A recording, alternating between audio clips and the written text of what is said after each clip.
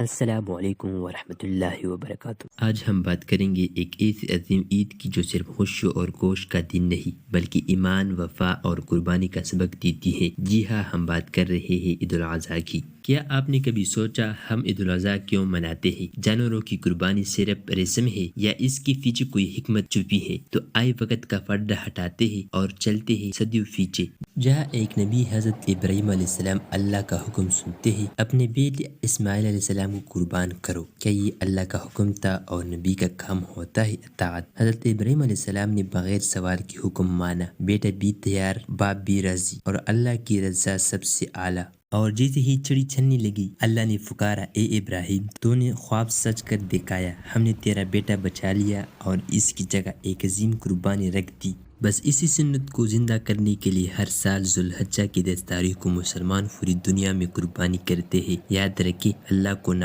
گوشت پہنچتا ہے نہ خون، پہنچتے ہیں تو صرف تقویٰ، صرف نیت اور صرف خلوص۔ عید الاضحیٰ ہمیں سکھاتی ہے اللہ کی اطاعت میں مال، وقت، رشتہ، خون سب کچھ قربان کرنا پڑے تو کر دو، بس مقصد ہو اللہ کی رضا۔ تو اس سال جب آپ قربانی کریں تو یاد رکھیں، یہ قربانی صرف جانور کی نہیں بلکہ اپنے نفس، غرور اور دنیا کی محبت کی بھی ہونی چاہیے۔ اگر آپ کو یہ ویڈیو پسند آئی تو ضرور شیئر کریں تاکہ یہ پیغام ہر دل تک پہنچے۔ اللہ ہم سب کی قربانی قبول فرمائے، آمین۔